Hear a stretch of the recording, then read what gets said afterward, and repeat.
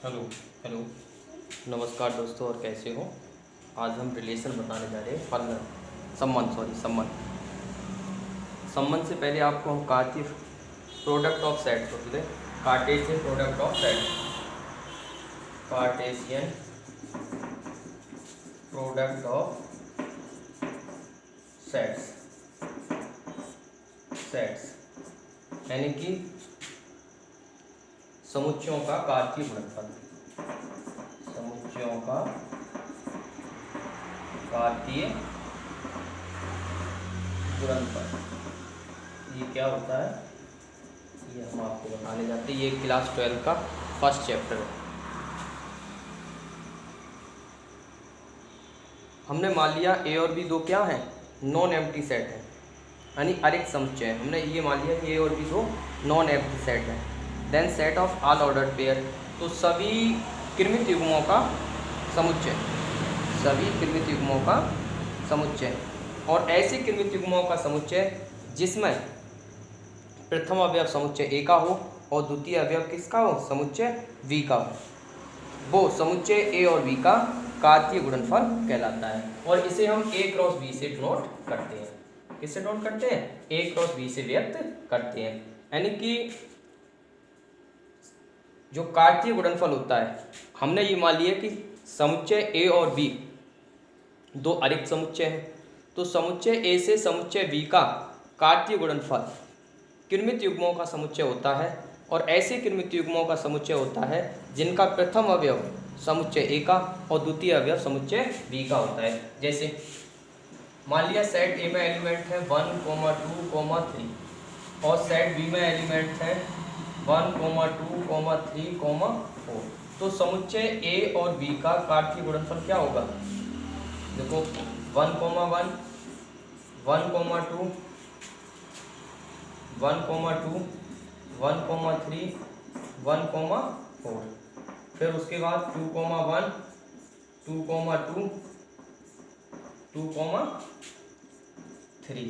फिर उसके बाद 3 का करो, 3, 1, 3, 2, 3, 3 और 3, 4।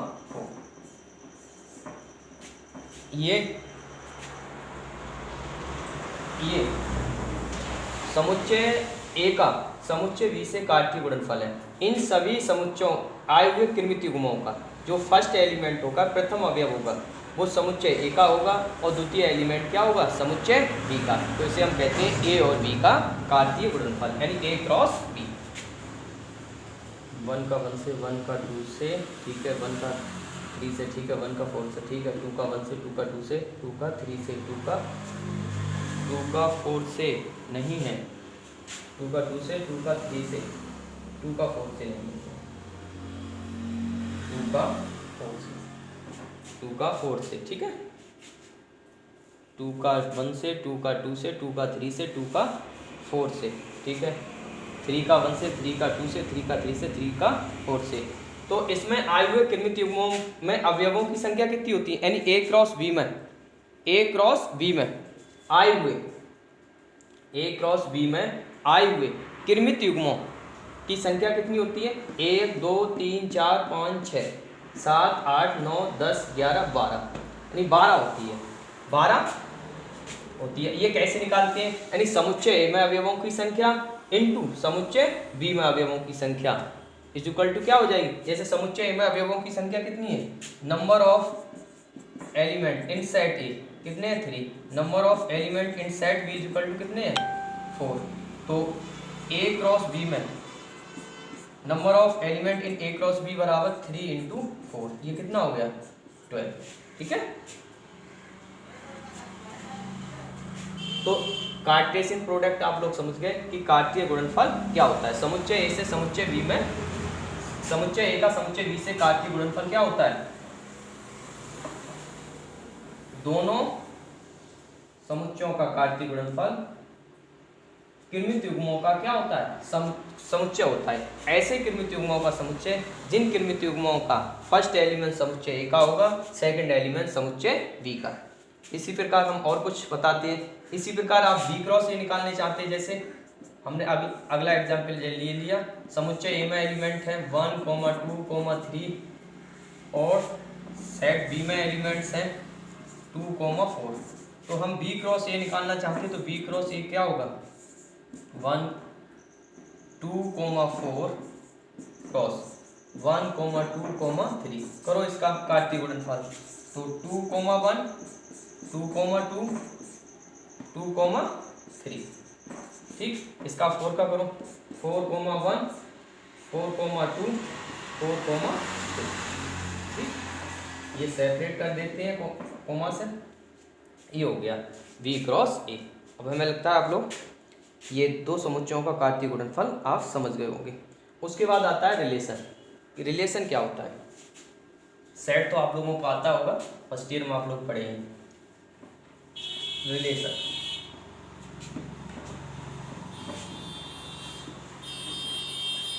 रिलेशन क्या होता है?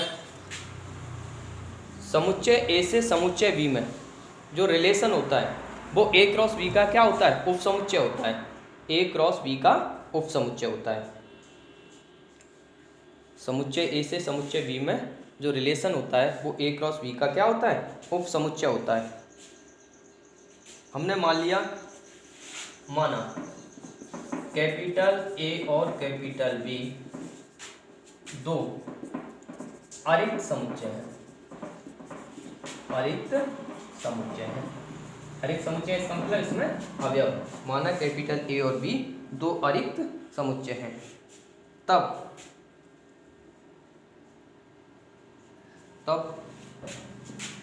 समुच्चय ए से समुच्चय बी में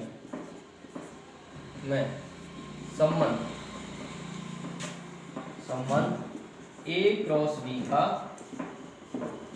उप समुच्चय होता है। उप समुच्चय होता है। ए क्रॉस बी का क्या होता है? उप समुच्चय होता है। ए क्रॉस बी का उप समुच्चय होता है। इस प्रकार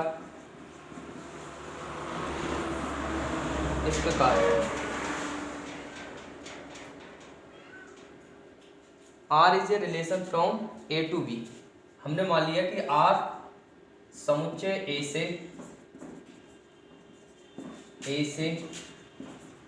समुच्चय बी में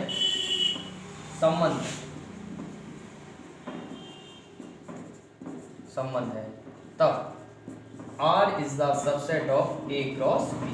तो R क्या होगा? ए क्रॉस बी का उप समुच्चय होगा।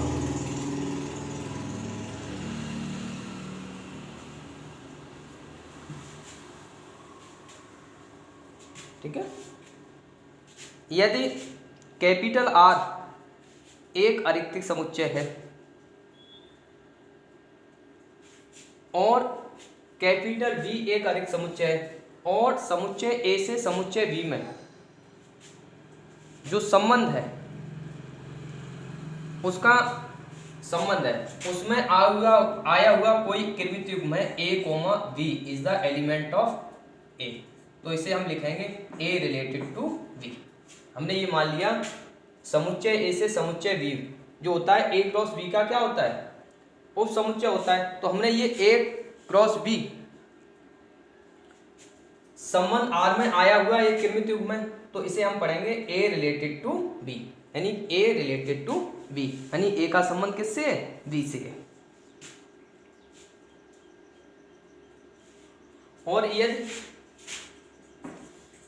कृमित युग्म a, b is not belong to capital R, यानी कि ये कृमित युग्म a, b संबंध R में नहीं आया, यानी संबंध R का सदस्य नहीं है, तो इसे पढ़ेंगे A is not related to B। इसे हम पढ़ेंगे कि A B से क्या नहीं है? A is not related to B, यानी A का B से कोई संबंध नहीं है। A B से नहीं रिलेटेड होती है।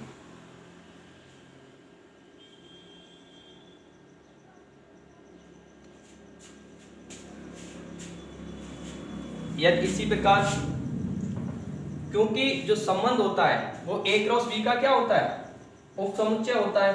तो समुच्चय a से समुच्चय b में संबंधों की क्या संख्या होगी। हमने ये मान लिया कि सेट ए में एलिमेंट है m और सेट बी में एलिमेंट है n। तो समुच्चय ए से समुच्चय बी में संबंधों की संख्या क्या होगी, संख्या बराबर ये होगी 2 to the power m into n, 2 to the power mn हो गए इसके संबंधों की संख्या।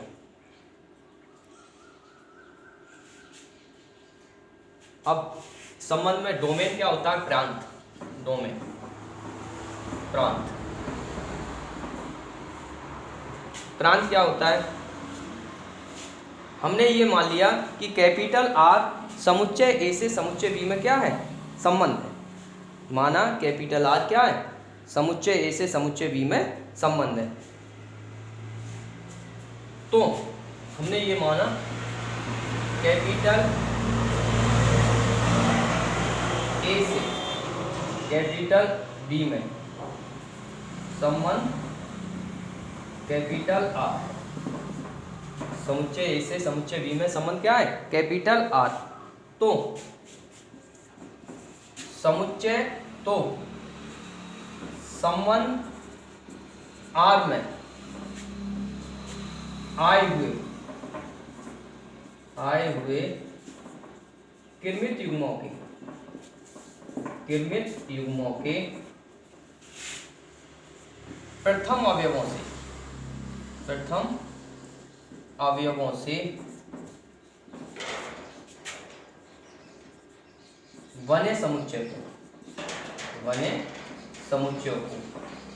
बने समुच्चय को संबंध R का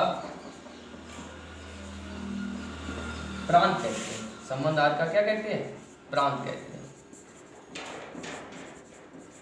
हमने ये मान लिया कि माना कैपिटल ए और बी दो अरिक्त समुच्चय हैं और इन अरिक्त समुच्चयों पर संबंध R परिभाषित है।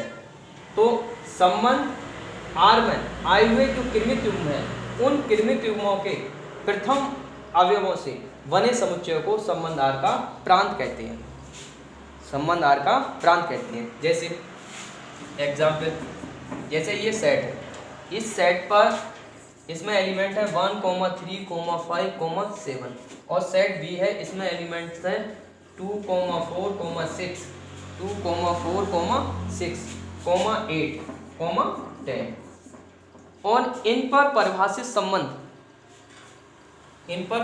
संबंध कैपिटल R, इसमें आए हुए किरमित युग्म है 1, 8, 3, 6, 5, 2, 1, 4 ये इसमें आए हुए किरमित युग्म है। तो संबंध R का प्रांत क्या होगा, संबंध R का प्रांत डोमेन क्या होगा। तो हमने बताया कि संबंध R में आए हुए किरमित युग्मों के प्रथम अवयवों से जो समुच्चय तैयार होगा उसी को हम क्या कहेंगे, संबंध R का प्रांत।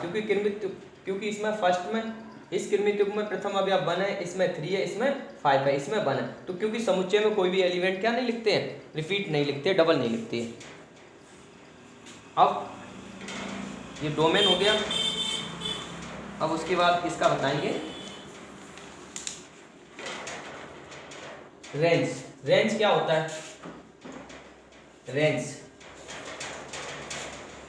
ये ऊपर से रेंज क्या होता है,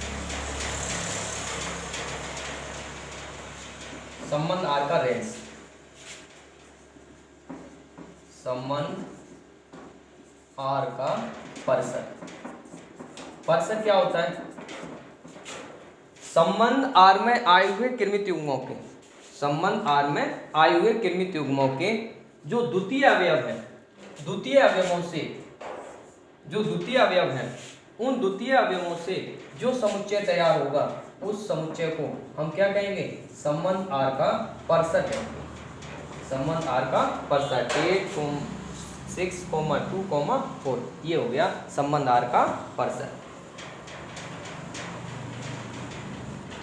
ओके, थैंक यू, धन्यवाद।